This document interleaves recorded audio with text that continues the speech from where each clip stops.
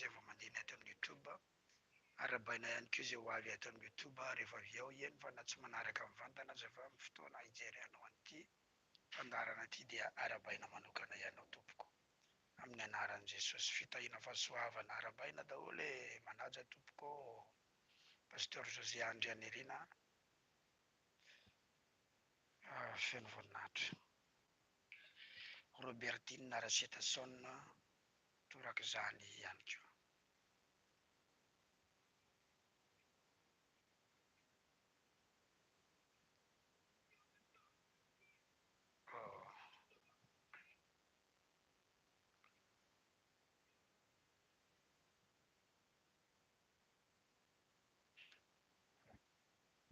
Maheno tsara ve tsika alohan'ny hanombohana azafady?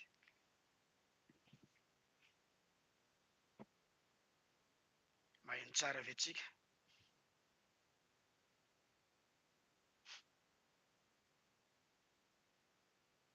Inoko fa fanafana indray tsika androany a.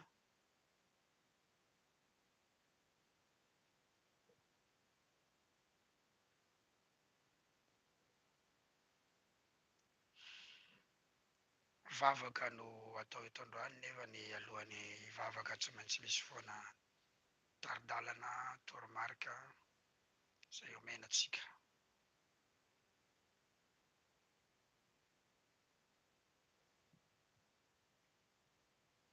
Ny feonkira ve tsy manelingelina atsika? Tsy manelingelina ve ny feonkira azafady?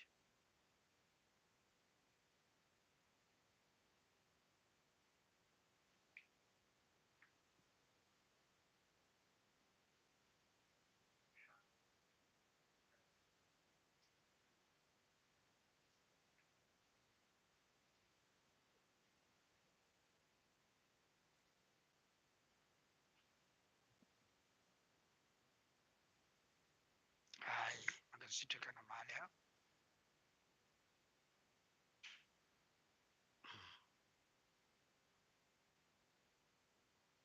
Raha eo misotra betsaka amin'ny anaran'i Jesosy, ento alala izahay, ento atakatra. Indrindra fa manoloana an'ireo fanontaniana tsy ahitana hivaliny amin'ireo kany namanay tsy voatery anay fa ny any namanay satria ao anatin'ireo vavaka fanafana izay atao mienombeny eto ny be dia be ny efa afaka fa indraindray ihany ny piraitam-po ny namana ny havana no mbola tsy afaka dia ianao no manome anay fahalalana ho ento manafaka ny namanay. Ianao ihany koa nefa no mitondra anay amin'ny sonitra hatrany amin'ny anaran'i Jesosy. Amen. Ya. Miasa foantsika. Nafinaritra be ny fotoam-bavaka androany tany am-piangonana tany tena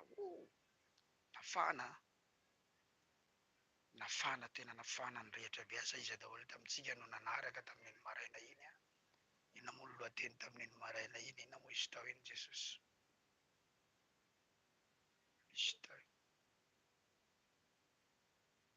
Ina moa izy tao iny.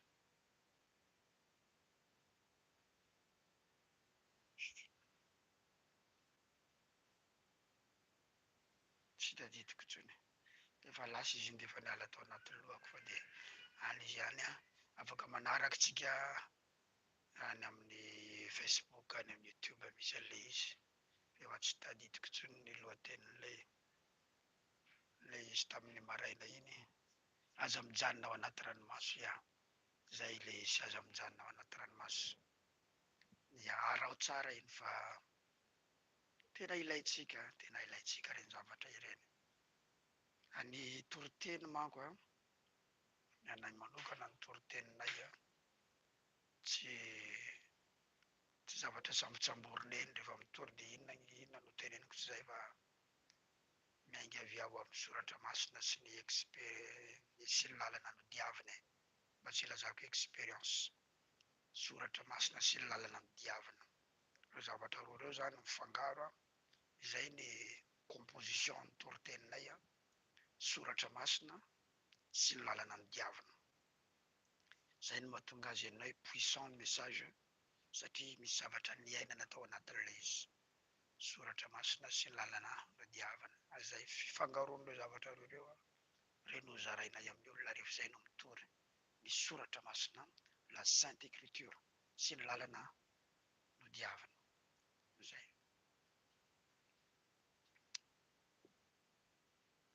Vavaka no ataontsika androany, vavaky ny mpandresy, vavaka mitabataba, vavaka mandravarava, vavaka mampitsingerina ny loza any amin'izay nandefa azy. Retour à l'expéditeur.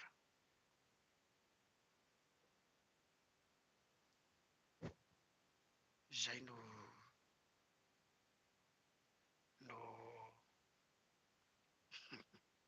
no atao amin'ity anio ity.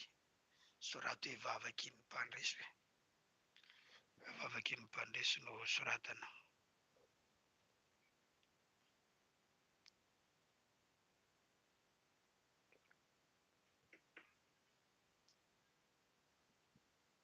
Vavaky ny mpandresy.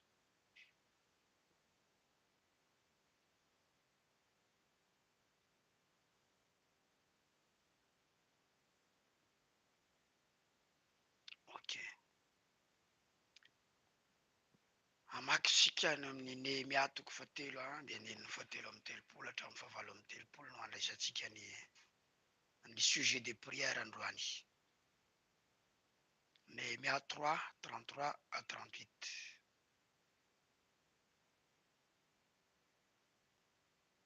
Atontsika ny maka sujet de prière.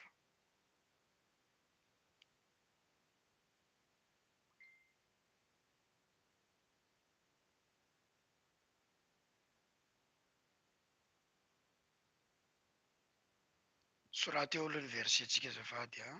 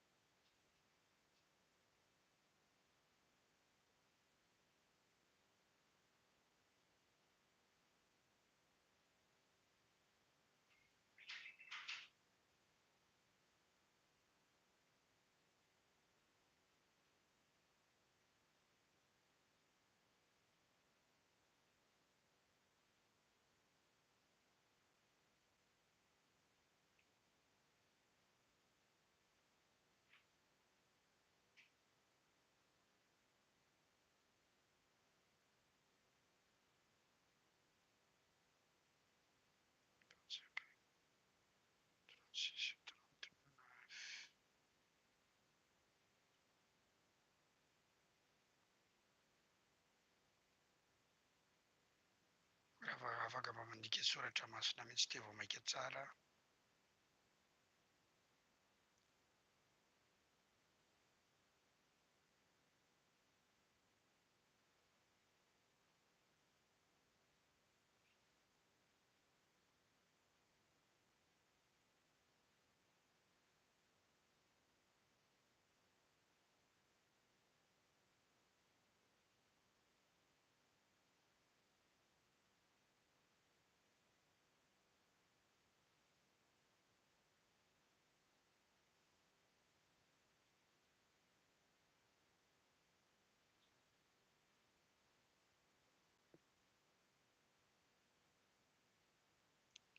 Ao ve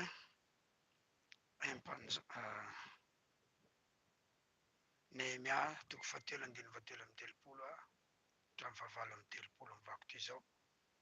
Ary rehefa reny Sambala fa nataonay ny manda azafady, dia tezitra sady sosotra loatra izy ka ny omeny jiosy.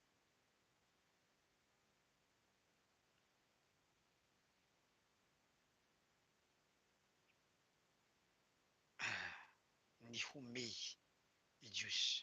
Atsika dia efa mahita zavatra anankiray ny omezany ny jiosy. Dia niteny teo anatrihan'ny namany sy ny miaramila ny Samaria hoe inona no ataon'ireo jiosy osa ireo.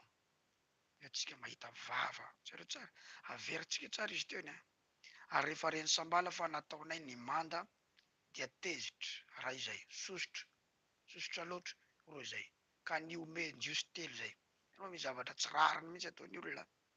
sady efa tezitra izy mandanao ny atsanganao dia izy nitezitra sosotra loatra dia mbola menao koa izy dia niteny teo anatrehany namany sy ny miaramila ny samaria hoe inona ny ataon'ireo jiosy osa ireo mbola nanambany koa izy aleo tena va ireo mahivava koa izy avony zavatra atao fanatitra va ireo fanambaniany zany dika zany ireo tsy mahatsangana alitara zany tsy ohatra antsika atsangana andray andro va ireo fanambaniana atsangana ny vato avy amin'ny lavenina miavosa va ireo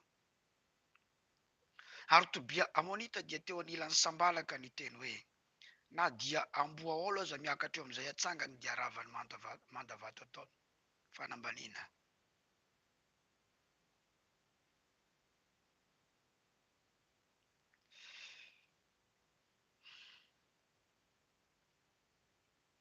andiny ny fahina amin'ny telopolo hito amin'izay ary le vavaka tanao alleloia aiza le afo aiza le afo za tsy hitory androanina tsy mahita an'le afo e misy atmosfera ilaiko zay rehefa mitoroteny ana rehefa mitondra hafatra na mitondra vavaka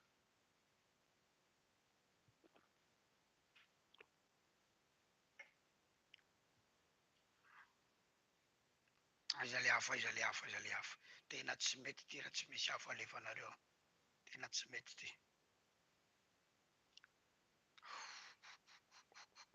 aza tara mihitsy tsika mandefa aniny raha tiatsika tena ho show tsara tena ho show tsara tena hafana tsara irehetra tsara dia alefaso zay koa ny avy aty amin'ny tany mafana ty majangy tsy mipetraka aty manko ianao dia tsy hitanao ny aty fa tena tany mafana ty zay koa ny sotroina irano satria feno afo ny anatinay any tena afo hafanana avoay le afo a aza tsatra potsipotserina mihitsy ny afo iny alefaso foana iny afo iny a amen amen amen amen amen averiko amin'ny voalohany satria mila maka elan tsika zany a tsy nahazo elan tsara tsika teo Nehemia 3 manomboka eo amin'ny 33 ary rehefa reny sambala fa nataonay ny manda dia tezitra zany aloha isambala sady sosotra loatra sambala ka niome ny jiosy ny omezany jiosy tsareo olona tezitra niome zany angeva nivadika horery tezitra izy sady miome dia niteny teo anatrehany namany sy ny miaramila ny samaria hoe inona no ataon'ireo jiosy osa ireo fanambaniana aleo tena va ireo fanambaniana avony zavatra atao fanatitra va ireo fanambaniana zare tsara dikany hoe avony zavatra atao fanatitra va ireo atsangana alitara va ireo satria andehanangana ny manda ny Jerosalema zay noravan'ny fahavalo a lidian'ny Nehemia dia avy any Sosana nangataka tamin'ny mpanjaka ho an'ny Jerosalema anangana ny manda zay efa noravan'ny fahavalo rehefa tonga tany izy ka anomboka anangana ny manda dia tezitra isambala sady sosotra loatra dia niomezany ny jiosy zay niaraka tamin'ny Nehemia dia nambaniny teo izy hoe avony zavatra atao fanatitra va ireo dikan'izany a raha hanangana zavatra ohatran'io tsy maintsy misy alitara atsangana misy fanalitra aloha aterina amin'Andriamanitra aterina amin'Andriamanitra na aterina eo amin'ny mpisorona dia ny mpisorona no manao ny fisoronana dia tahaka izany koa ny jentilisa rehefa manao zavatra izy dia manangana alitara izy dia izy hoe reto olona faible reto ka avony zavatra atao fanalitra hanana alitara ho atsangana va ireo amin'io izy anao fotodrafitrasangeza be eo azotsika tsara ve zay le prinsipan'Andriamanitra manko zay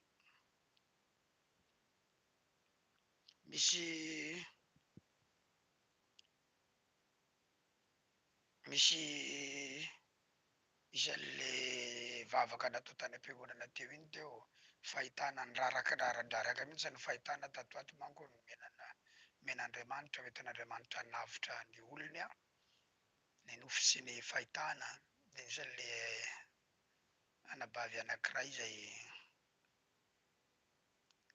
hita fa misy miataka ny zaza ao anatin'ny kibony ary efa imbetsaka izy ny tratran'izay efa imbetsaka efa misy varavakeliny a teo amin'ny telo Tao voalohany efa teraka ihany dia efa nitezaina dia tsy azo. Tamin'ny faharoa ana valivalo volana tany dia tamin'ny alina ohatrany nisy tanana nanapotsitra an'ilay kibo bevoka be dia nisy tanana nanapotsitra azy. Dia rehefa tonga ny maraina dia rotodrotika ilay zaza ohatry ny henany tapatapahana. Jereo tsara, zaza any amin'ny 7 volana na 8 volana, rotodrotika ohatry ny henany tapatapahana. Tsy olona intsony zany. Zay ilay faharoa.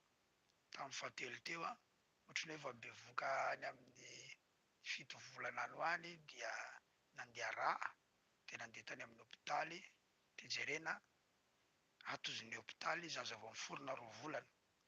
Zany tena mystère mihitsy zany, tena hoe inona zavatra ohatran'izany. Nefa efa 7 volana nitondrana kibo dia hoe zaza vao miforona eo amin'ny 2 volana, eo amin'ny tsy fantatra hoe 3 semaines sa tsy tadidiko tsara izy zay. Ozin'ny dokotera dia tena nijerena tsara tokoa dia tena izay. Dia na inona ary ilay 7 volana iny ka hiaretina dia rehefa niala iny aretina iny teo vao nitombo amin'izay indray eo zaza eo amin'ny 3 semaines io.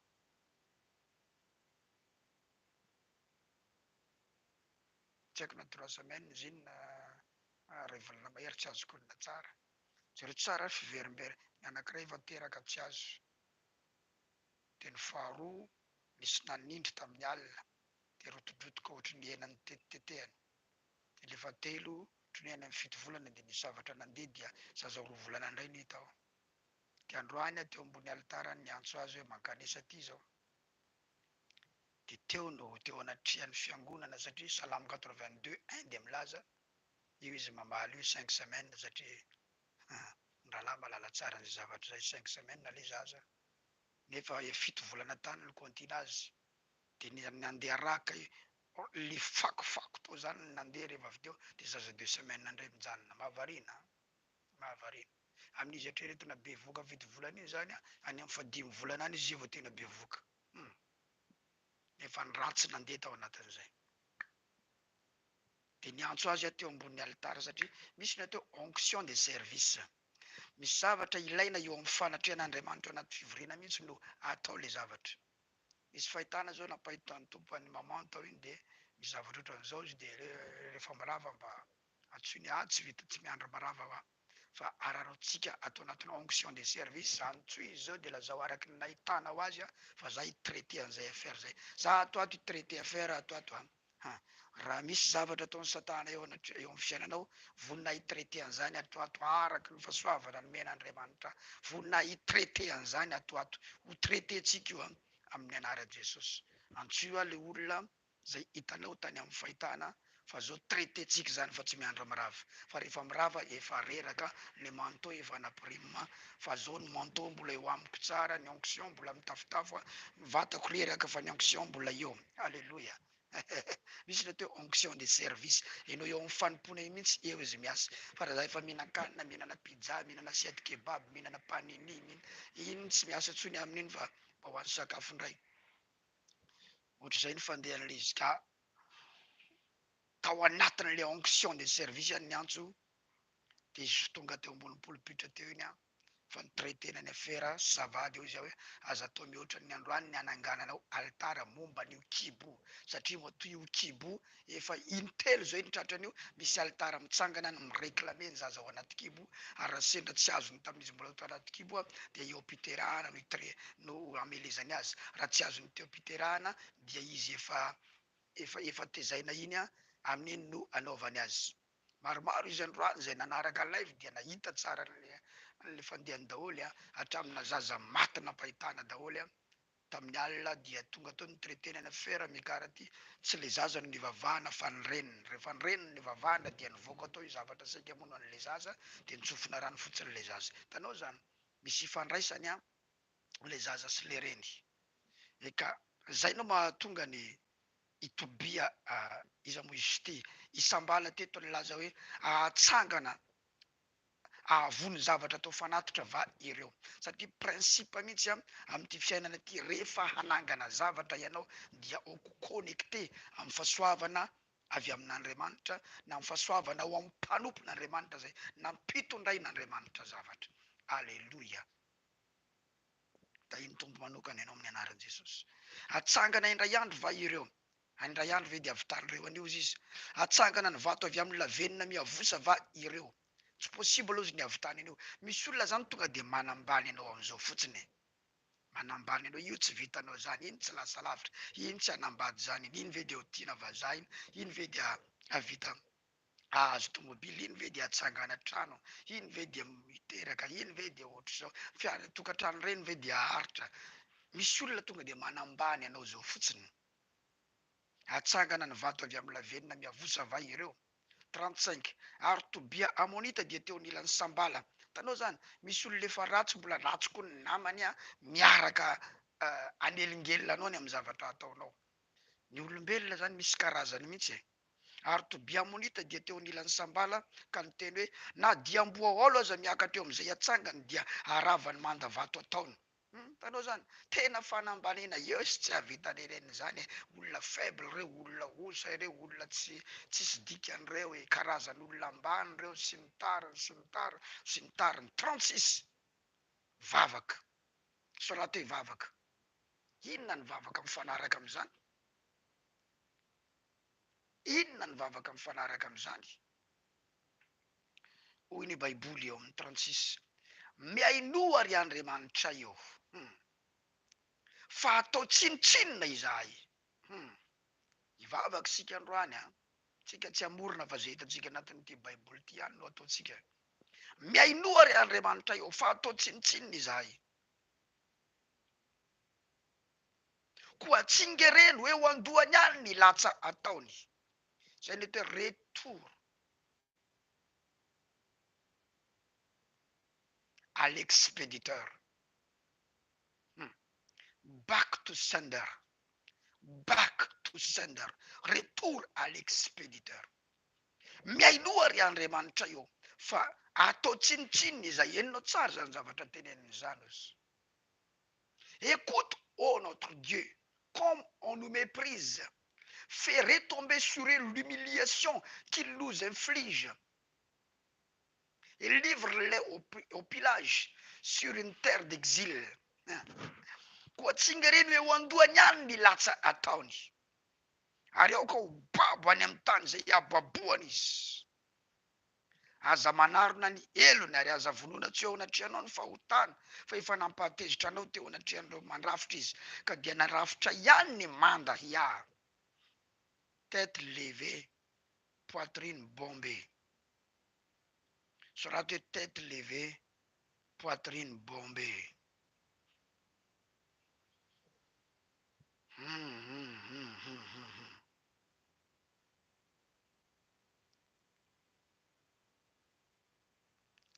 Ka dia narafitra ihany ny manda. Zany hoe ninona vava nataony retolo reto, sakatsakana nataony retolo reto, de ozy Nehemia teto. Ny vavaky izy zany zay zavatra nitenenireo izy deo kitsingerina eo andohany. Zay zavatra nataonireo deo kitsingerina eny andohany. Ka dia narafitra ihany ny manda ka tafakambana avokoa hatramin'ny antsasany miakatra ka fa nazoto ny asa ny olona. Tsy nanaka anazy mihitsy. Enao tsy azo sakanana. Enao tsy azo sakanana. Enao tsy azo sakanana. Misy olona raha lasanambavy mila mahazo zavatra mafimafy amin'Andriamanitra mihitsy satria raha tsy fanahy. Ny Baiboly milaza amin'ny Isaia 26:9. Isaia 26:9 iny Baiboly. Amin'ny fanahiko no aniriko anao no ny alina. Eny ny saiko atao anatiko ny hitadiavako anao fatratra. Fa raha mamely ny tany ny fitsaranao dia mianatra fahamarinana ny mponina amin'izao tontolo izao. Tanao zany, misy olona mila hianjerana ny fitsaran'Andriamanitra mba hianarany fahamarinana. Fa raha tsisy nenenina manjo azy mihitsy dia tsy hiova mihitsy izy. Fa misy zavatra indrandray mila mianjerany aminy any dia miova izy rehefa avy eo. Zany koa ke ny antony fonja ety ambonin'ny tany mba hanasazina ny olona mba hiovany amin'ny lalana. Ary zany ny antony kapoka, zany ny antony tsoraka azo atao amin'ny zanaka, tsy noho ny tsy fitiavana azy fa noho ny mba hanovana azy. Ka misy olona indraindray mba misy zavatra kely mahavoa azy ihany dia zay no mba mampiova azy. Raha mamelon'ny tany ny fitsaranao dia mianatra fahamarinana ny mponina amin'izao tontolo izao.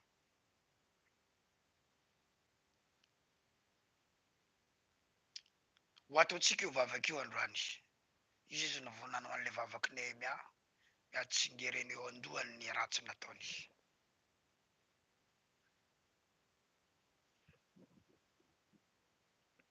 Koa atsingereny eo andohany ny ratsy nataony.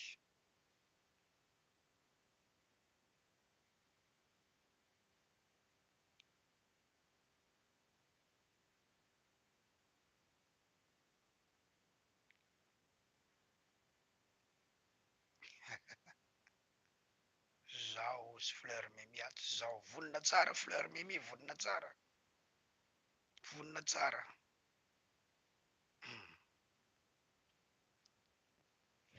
Ataontsika ampanjaka mpanjaka voalohany toko fahavalo ambin'ny folo, dimy fahenina amin'ny telopolo sy fahasivy amin'ny telopolo. Tsika tsy mivavaka mivoana am'izay voasoratra.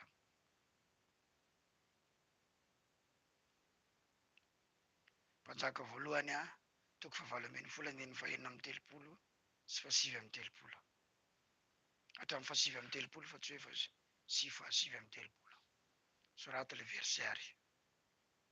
Efa tarako fa manaraka tsika.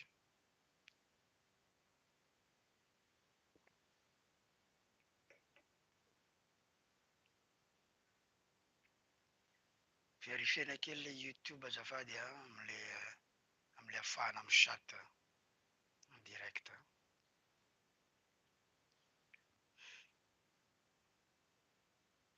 Mpanjaka voalohany 36 à 39. Ary noho ny tamin'ny fotoan'ny fanatitra hariva dia nanantona ilay mpaminany ka nanao hoe: Jehova Andriamanitry Abrahama sy Isaka ary Israely, aoka ho fantatra anio fa ianao no Andriamanitra amin'ny Israely. Ary izao no mpanomponao, ary araka ny teninao nefa nanaovako izao zavatra izao. Tanao zany, tsika tsy manao izay zavatra tsy nolazain'ny tenin'Andriamanitra, fa araka ny teninao no anaovako izao zavatra izao.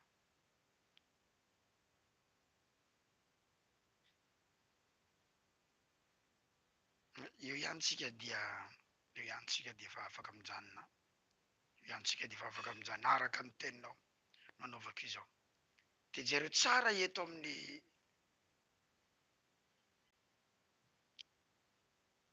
Nehemia eto, nanakatsakana ny zavatra ataon'ny Nehemia. Dia ozy hoe miainoa ry Andriamanitra eo fa atao tsinitsininy izay. Koa tsingereny eo andohany ihany ny latsa ataony araka ho babo any amin'ny tany izay ababoany izy. Eo ihany tsika no mijanona. Io ny vavaka ataontsika androany.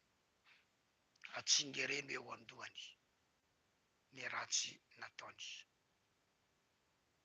Aoka hitsingerina eo andohany ny ratsy nataony. Ho tononitsika io dia izay mitranga any mitranga.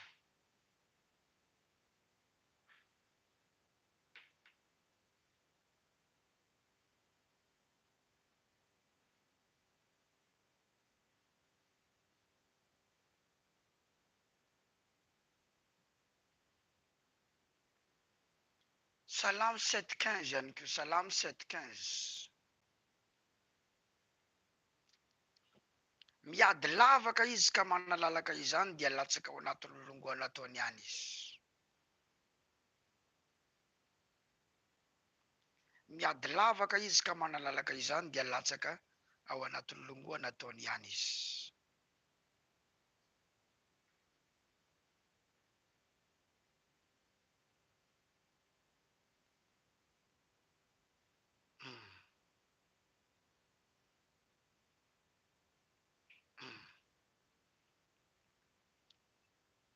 Awa. Reo zany nataontsika tonom-bavaka androany.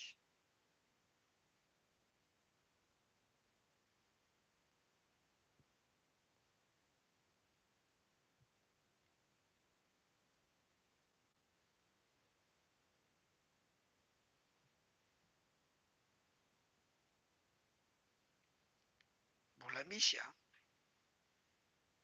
Mbola misy.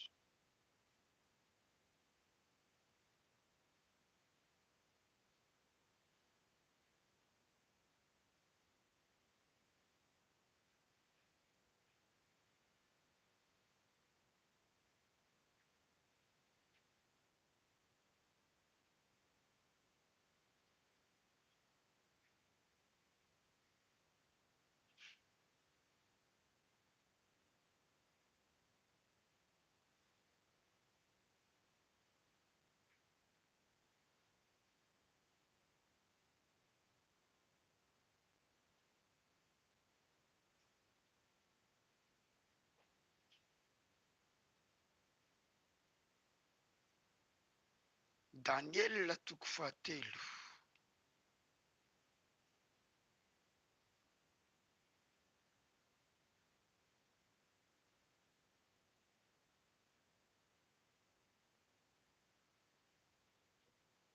Andininy fa 12.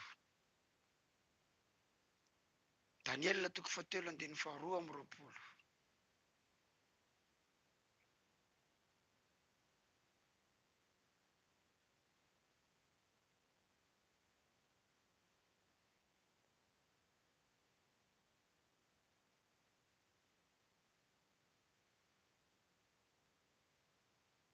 Daniel toko fahatelo andininy fa 12. Ary satria mafy ny tenin'ny mpanjaka ka natao mahamay indrindra ny lafaoro, dia maty ny lelafo ireny lehilahy izay nanipy any Sadraka sy Mesaka sy Abednego. Ireo lehilahy nanipy any Sadraka sy Mesaka ary Abednego tao anatin'ny afo, dia izareo indray no maty ny lelafo, fa le natsipy tao anatin'ny afo tsy may. Zay le fa ny fiadiana rehetra voaforona amelezana anao tsisy ambiny. Retour à l'expéditeur. Izy nanipy tao anatin'ny afo indray no may, nefa izy aza tsy latsaka tao anatin'ny afo. Izy indray no may. Izy nanipy tao anatin'ny afo no may, nefa izy tsy latsaka any anatin'ny afo. Very tsara ny zavatra ataon'ny Andriamanitsika.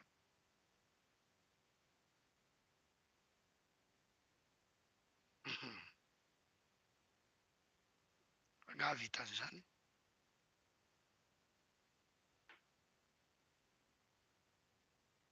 Misy olona hianatra fahamarinana amin'izay ao ambadika izao.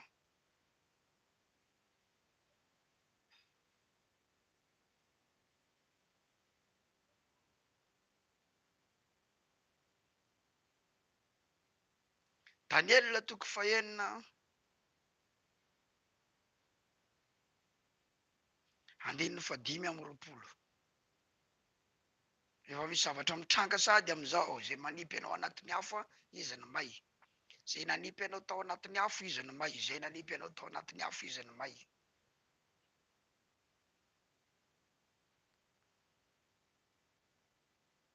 Zay nanipy anao tao anatin'ny afo izy no may. Efa izy zany teniniko zany a. Zay nanipy anao tao anatin'ny afo izy no may. Dia ilaza izy hoe velona ny Andriamanitra. Daniel toko fahenina andininy fa 5.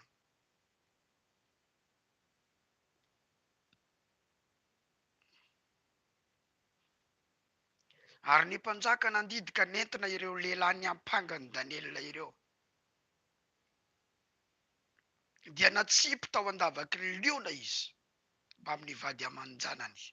Ary ny liona nanan-kery taminy ka nanapatapaka ny taolany raha tsy mbola nipaka tamin'ny vodiny lavaka akory aza izy.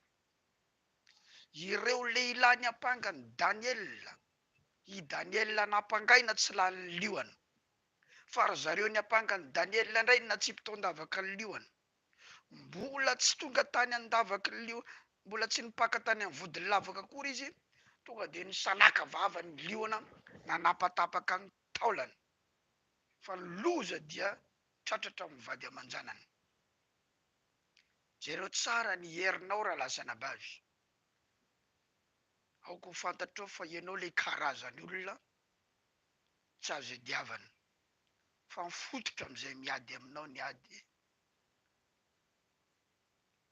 Ohatry olona mitifitra zany izy de mitodika amin'ny vavabasy. Rehefa nikitihany ny détente de nivoaka le bala de navoazy.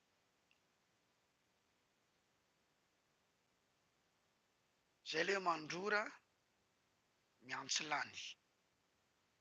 Zany ianao io. Zany aloha ianao io, zay ianao io. Ho fantatra any amin'ny toeram-piasanareo any, any amin'ny fianakavian'ny vadinao any, any amin'ny fiarahamonina misy anao any, any amin'ny toerana andehananao any fa tsy azo ataony miady aminao.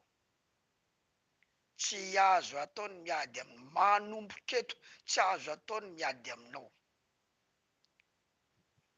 Lazao tsy azo ataony miady amiko manomboka eto amin'ny anaran'i Jesosy. Reo ny atao vérité. Io zavatra resako aminao vérité io. Vérité. Ohatran'ny Jodasy ilay namarotra an'i Jesosy. Namidiny tamin'ny vola i Jesosy. Fa le vola iny naveriny tamin'le olona nanome azy. Teo zareo olona hoe zahay tsy maka an'iny fa vidiny raha iny. De natsipony teo mikianjan'ny tempoly teo le vola. De lasa izy nanao tadimodiny tenany de nanantona ny tenany teo izy. De jereo tsara ny fahafatesana tsy azo atsangana. Tonga jerentsika ohatry ny ahoana kay ny fahafatesany Jodasy. Ndao jerentsika ohatry ny ahoana ny fomba nahafatesany Jodasy. Tsy azo ataony miady aminao.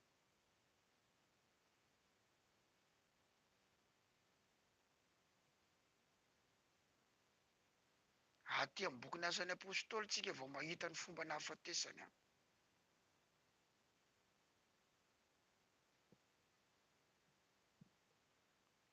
Asan'ny Apôstôly toko voalohany.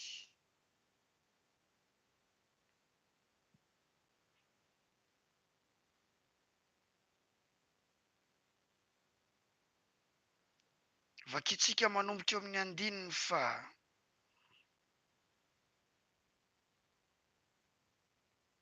9:40 ka hatramin'ny 9:40. Jereo tsara. Fa tsy fahafatesana normal ny fahafatesany Jodasy satria mafy loatra no nataony an' Jesosy. Ikena fa famonjena le nataon'i Jesosy tamitsika. Famonjena ny ary isaorana ny tompo noho ny fisian'i Jodasy fa jereo fotsiny le nahazo azy noho ny amin'ny zavatra nataony. Tsy maintsy olona ratsy izy matoa nataony jouer iny rôle iny. Asan'ny Apôstôly 1:16. Ry rahalahy, tsy maintsy no tanterahana ilay teny soratra masina nampilazainy fanahy masina raha teo an'i Davida ny amin'ny Jodasy izay tonga mpitarika ny olona ny sambotra an'i Jesosy. Mpitarika ny olona ny sambotra an'i Jesosy. Izay mitaritarika ny olona hamely anao, hanimbanao jereo ny zavatra mahazo azy. Fa izy dia isatsika ihany ka nahazo anjara tamin'izao fanompony izao koa. Koa izany lehilahy izany dia nahazo sa tamin'ny tambony fahotany. Ny valy taminy zany ny nataony. Ary potraka ny ankohoka izy. Potraka ny ankohoka. Any amin'ny bokin'ny filazantsara any nanao tadimodiny tenany izy naantony ny tenany de rehefa aveo zany izy io tany mbola tsy nitantaraina nahazo azy tany fa nanao tadimodiny tenany fotsiny voasoratra any amin'ny filazantsara any. Fa eto ndray zany mitantara mazava reto hoe potraka ny ankohoka. Tika zany latsaka zany izy.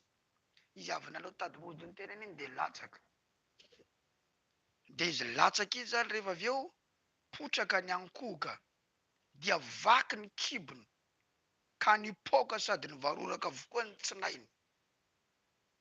zay zany nahazo ny Judas nanao tady mody ny tenany de rehefa avy eo latsaka tsy hoe izy nanapaka ny tady fa de latsaka dia nipotraka ny ankohoko nipoka ny kibony nipoka vaky ny kibony ka nipoka po aiza ianao mahita karazana fahafatesana ohatry zany sady ny varoraka avokoa ny tsinainy ny voaka avy tao zany ny tsinainy ohatry ny tarero ohatry ny alika vohitsaky ny camion reny zany nahazo azy ka tsy azo atao ny miady aminao za milaza aminao tsy azo atao ny miady aminao tsy azo atao ny miady aminao tsy azo atao ny miady aminao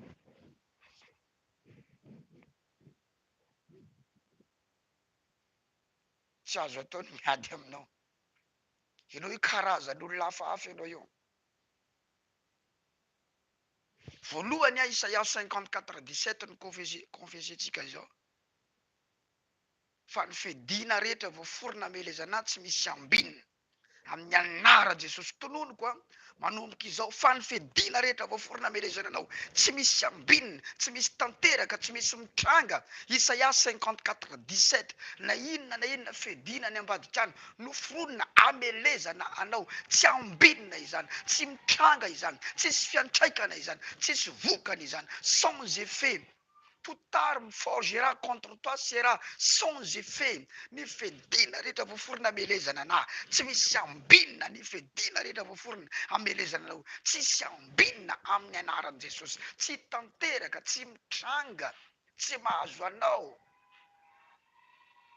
tsy mahavoa anao tsisy fiantraikany aminao ny fedina rehetra voaforona amelezana anao na avy aiza na avy any amin'ny fianakavian'ny vady any na avy amin'ny fianakavianao mihitsy aza na avy amin'ny mpamosavy ao amin'ny fianakavianao na ao amin'ny fiarahamonina na ao amin'ny toeram-piasana na aiza na eny an-dalana eny na oviana ny fedina rehetra voaforona amelezana anao tononoko tsy misy ambinina na famisaviana zany na empoisonnement na sabotage na karazana fanaratsiana fanendrikenrehana na inona fedina voaforona amelezana anao tsy misy ambinina amin'ny anara mahery Jesosy Kristy avy any Nazareta.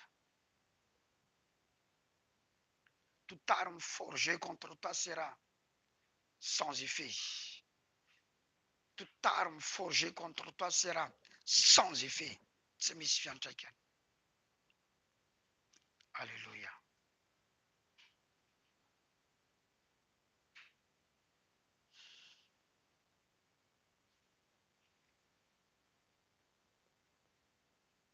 Zay ray.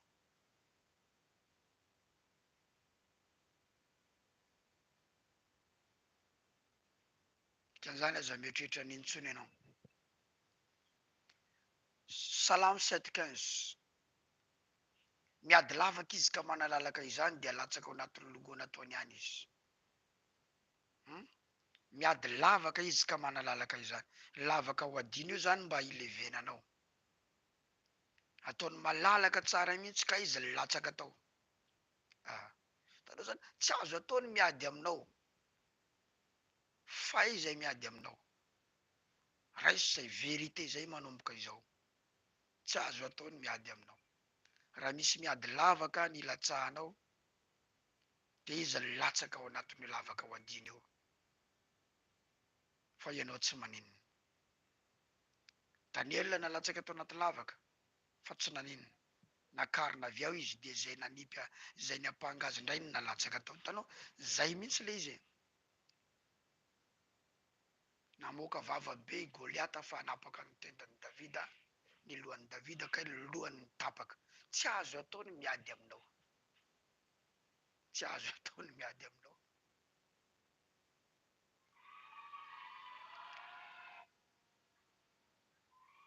Tsy azo ataony miady aminao. Androany alina tononoko ny anjelin'Andriamanitra. Tononoko ny anjelin'Andriamanitra, irahan'Andriamanitra. Ho any aminao any, hiaro anao. Ary ho any amin'ny tobon'ny fahavalonao, hanakorontana ny teti-panorona zay ataony. Ampidian'Andriamanitra ho fahadalàna ny hevitry ny olona nisy ratsy anao. Ampidian'Andriamanitra ho fahadalàna ny hevitra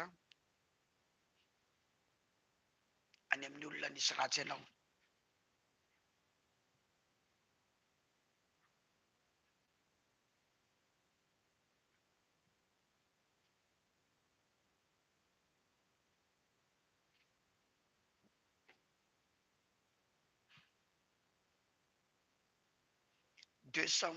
Samoela faharoa toko fadimy ambin'ny folo andininy faraiky amin'ny telopolo. Ary nisy nanambara tamin'i Davida hoe Ahitofela koa mba isan'ny mpiray tetika amin'ny Absaloma. Dia hoy Davida, mitaraina aminao a Jehovah ho ampidio ho fahadalàna ny hevitra ataony Ahitofela. Vavaka io anisan'ny vavaka tsotra indrindra kanefa nisy valiny tao anatin'ny Baiboly. Vavaka tsotra. I Absaloma dia andeha hanenjika an'i Davida. Ahitofela dia mpanolotsain'ny Davida, conseiller-n'i Davida, saingy nanaraka ny Absaloma zay nikomy tamin'i Davida. Lasa mpanolotsain'ny Absaloma izy. Dia nisy nanambara tamin'i Davida hoe Ahitofela ilay conseiller-nao iny. Ilay mpanolotsainao manokana iny, isan'ny mpiray tetika amin'ny Absaloma manenjika anao izy amin'izao. Dia rehefa iny Davida zany dia hoy Davida hoe mitaraina aminao a Jehovah ho ampidio fahadalàna ny hevitra ataony Ahitofela. Zany hoe i Ahitofela izay anolotsaina ny Absaloma amin'ny anenjenan'i Davida sy andravanan'ny fanjakan'i Davida, dia hoy izy hoe ampidio fahadalàna ny hevitra omeny. Zany hoe lasa hevitra daladala, hevitra tsy mitombina,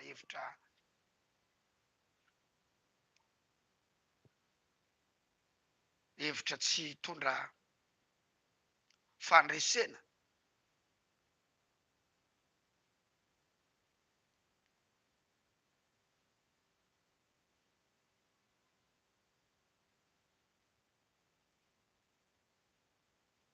Dia jereo tsara ny valiny io rehefa avy teo.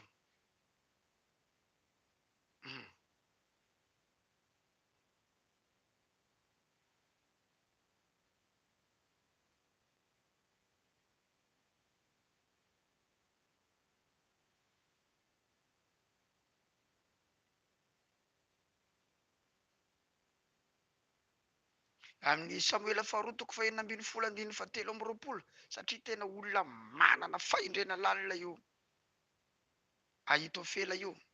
Amin'ny Samoela voalohany 16:20 aloha, 16:20. Aroy Absaloma tamin'ny Ahitofela, heverinareo tsara izay ataontsika. Nanontany any Ahitofela zany izy diny hoe inona ny tokony atao, satria izy olona lalitsaina be. Eo amin'ny andininy fahatelo amby roapolo indray. Ary Samoela voalohany 16:23. Samoela faharoa 16:23. Ary ny hevitra Ahitofela izay nataony tamin'izany dia ohatry ny manontany amin'Andriamanitra. Toy izany avokoa ny hevitra rehetra nataony Ahitofela na tamin'i Davida na tamin'ny Absaloma. Tena hevitra ohatry hoe avy amin'Andriamanitra. Mahazo hevitra mivantana avy amin'Andriamanitra mihitsy izy.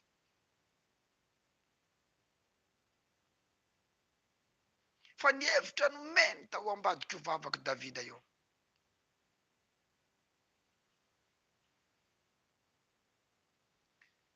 Dia tsy nahomby intsony. Samoela faharoa toko fafito ambin'ny folo, manomboka amin'ny andininy fahaenina sy fafito. Ary noho ny tonga teo amin'ny Absaloma Hosay, dia hoy Absaloma taminy, izao no hevitra Ahitofela ka anao araka ny teniny va isika sa ahoana kosa ny hevitrao? Ho arahantsika ve ozy ny hevitra nomeny Ahitofela ozy Absaloma? Andininy fafito. Ary hoy Hosay tamin'ny Absaloma, tsy mety ny hevitra nataony Ahitofela tamity. Tsy ninono olona tsony, tsy mety ny hevitra nomeny zany satria nanino nampidian'Andriamanitra ho fahadalàna. Manomboka izao dia ho faux plan ny fahavalinao, ho faux plan zay miady aminao. Mety ny hevitra nataony hatramin'izay nanam-pitenanao, fa manomboka eto tsy ho mety intsony.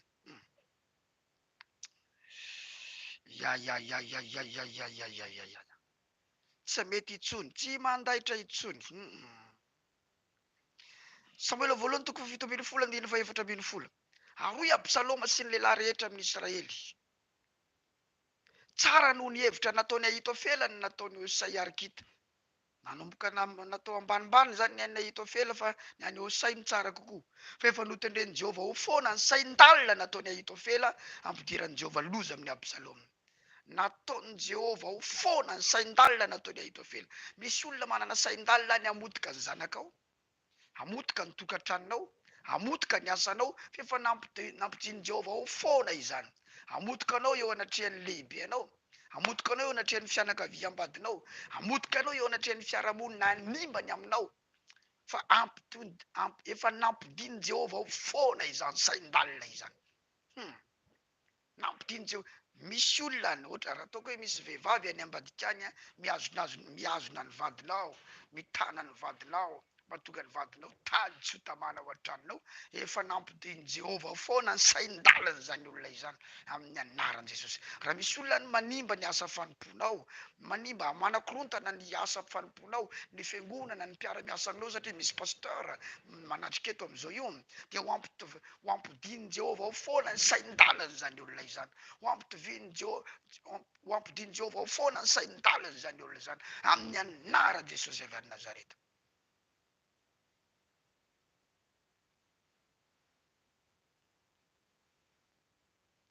Andao jerentsika inona ny hafarany Ahitofela.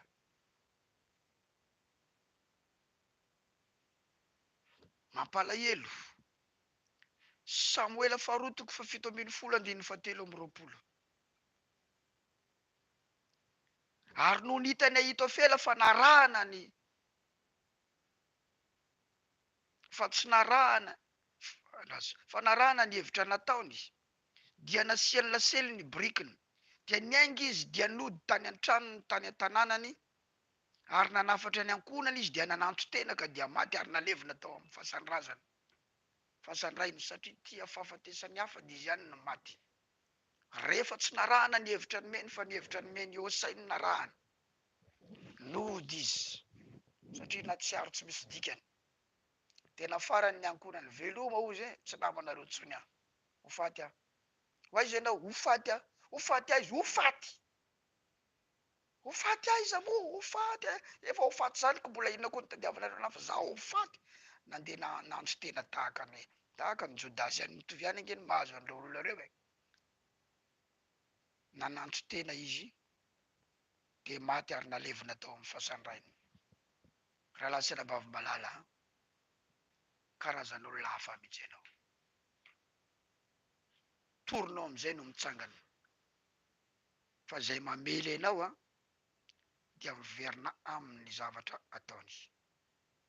Zay mamely ianao, ampidina Andriamanitra fahadalana ny heviny manomboka eto. Ho foana ny sain-daliny manomboka eto. Netiny nataony hatramin'izay fa tsy mety intsony manomboka eto. Amin'ny anaran'i Jesosy Kristy avy any Nazareta. Tsy azony kitihana intsony ny zanakao. Tsy azony kitihana ny fahasalamanao. Tsy azony kitihana ny fivelomanao. Tsy azony kitihana ny relationnao. Tsy azony kitihana ny asanao. Tsy azony kitihana ny mombamombanao. Manomboka eto ampidian'i Jehova ho fahadalana ny sain-dalina, ny heviny. Ampidian'i Jehova ho fahadalana ny plan rehetra ataony. Faux plan ny fahavalonao. Manomboka izao amin'ny anara-bahiran'i Jesosy. Ary manomboka izao ho révélé, iseho daholy ireo karazana fandrika izay nataony. Izy ihany no latsaka amin'ny fandrika ratsy izay nataony. Izy ihany.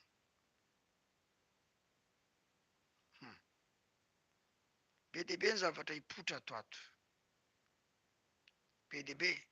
Ary ny olona ny namana tamin'ny fahavalonao indrindra no andeha hamoaka ny secret.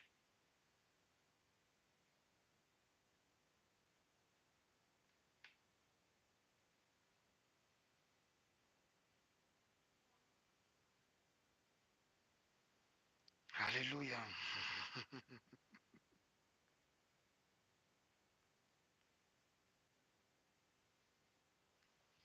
Job 18:8 mahazo azy. Fa ny tongony ihany no mahatonga azy eo amin'ny fandrika arato ka manitsaka eo amin'ny arato izy. Fa ny tongony ihany no mahatonga azy eo amin'ny fandrika arato ka manitsaka eo amin'ny arato izy. Job 18:8.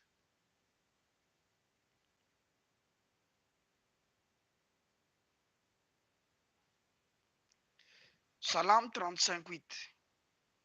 Aoka ny fandriganana ho tonga tampoka aminy, ary aoka azo azy ny fandrika aratona fenina, ka ho latsaka ao amin'izany fandriganana izany indrindra izy. Hatreto tsisy ohabolany Mahajanga na ohabolany Tananarivo na ohabolany Toamasina io ampiasaitsika io fa dia soratra masina io ampiasaitsika eto a. De araka ny teninao no anaovako izao izy Eli teo iny. Aoka ny fandriganana ho tonga tampoka aminy, ary aoka azo azy ny fandrika aratona fenina. Zay le famisaviana, mody mifaly aminao, mody mitsika aminao, mody tsara aminao. Fandrika aratona fenina, aoka ho latsaka ao amin'izany fandriganana izany indrindra izy. Salamo 9:5, 9:15 azafady, salamo 9:15. Ny jentilisa efa latsaka tamin'ny lavaka zay no adiny, ny fandrika arato zay na feniny efa nahazo ny tongany. Zay.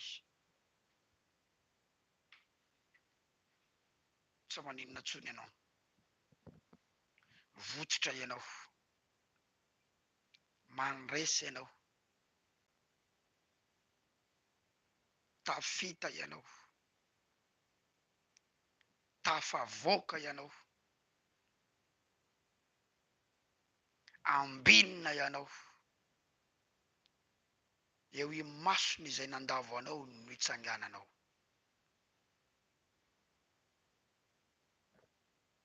Ireo mpamosavy malemy ireo dia iondrika eo anatrehanao ary angatakanina hatramin'ny zanany amin'ny anaran'i Jesosy. Zay tenin'Andriamanitra zay.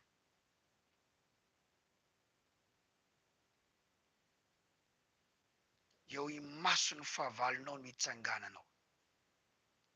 Aza mifaly ary fahavaloko izy fa na de lavo aza mbola iarina ihany. Eo mason'le fahavalo no hitsangananao. Misy vavolombelona roa ao anatin'ny Baiboly no voloany olona teo masony olona. Ray manana fahefana manova ny rano rà, ray manana fahefana mandrindra ny lanitra mandritra ny 3 taona sy tapany. No vonoany olona teo masony olona. De teo ny fatany nijerena teo, tsy fantatro ny 3 andro angamba izy zay, 3 andro sy tapany ihany koa. Ny fatany nijereny olona, tonga teo daholo ny olona manerana an'izao tontolo zao, nijery ny fatany. Fa teo masony olona ihany koa ny hitsanganany izy roalahy, ary nakarina velona ho any an-danitra teo masony olona. Zany no hitranga, izay namono anao, izay nanimba anao, ka lazo vita ianao tsisy hevitra intsony, eo i masony no hitsangananao amin'ny anaran'i Jesosy. Eo masony ny elevation anao, eo masony anao no hatsangana Andriamanitra. Manomboka eto misy zavatra mitranga, manomboka eto misy zavatra mio. Zany teny tonony vavaka zany, misy era zany, misy fahefana zany, misy ositra izany, misy fahasoavana izany. Azadino fa misy ny fanozonana teny indray-mbava de nanimba olona, de ny andray teny indray-mbava koa nalefako aminao. Indroy, intelo, inefatra, indimy, be de be zany alefako zany. Misy fiantraikany aminao, manova zavatra izany amin'ny anaran'i Jesosy. Tahiny tompo manokana ihany koa, safidiny ray amin'ny aina zay manaraka amin'ny YouTube ianao zao. Ny compte YouTube mbola tsy de maro mahafantatra, fa ianao zao nitako manaraka ao, ho ambinina ianao, hitranga aminao izany tsodrano rehetrarehetra izany. Amin'ny anaran'i Jesosy Kristy avy any Nazareta, sika rehetra nanaraka teo, mitranga aminao izany tsodrano izany. Alleluia. Velona Jesosy avy any Nazareta, misaotra ny tompo isika. Zay ny fandarana tamin'ity androany ity. Zay ihany koa ny namarana ny fandarana tamin'ity herinandro ity, nanomboka tamin'ny talata ny farany androany. Misy zavatra mitranga ao ambadika izao. Ampitao vaovao ihany ao ambadika izao fa misy affaire nitretentsika teo misy affaire nitretentsika teo, hitraité affaire maromaro tsika toato de isy fijorana vavolombelona maromaro atoato, fa mipiresaka matetika tsika atoato. Alleluia. Ny anjelin'Andriamanitra amizay manomboka animba andreo mpamosavy ao anaty fianakavian'ireo. Alleluia. Teraina Jesosy. Amen.